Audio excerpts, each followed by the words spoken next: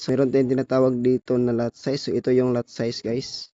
So, ito yung lot size. So, pwede ka dito maglagay ng 0.1 once na yung account mo is $1,000.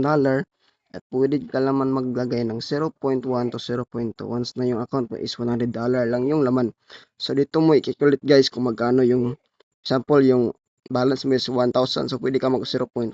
Pero kung yung balance mo is $100 lang, so 0.2 to 0.1 lang talaga yung trade. So, ito lang, guys. I-click nyo lang yan. So, kaya pindot-pindot lang.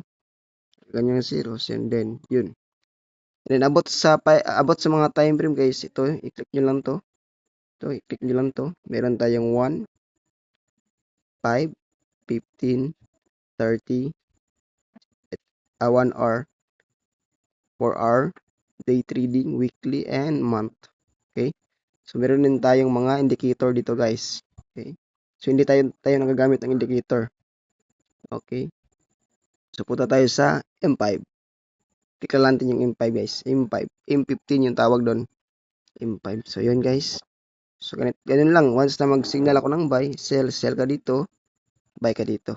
So, ito yung buy, ito yung sell. Okay. Okay, guys. So, yun lang, guys, for today.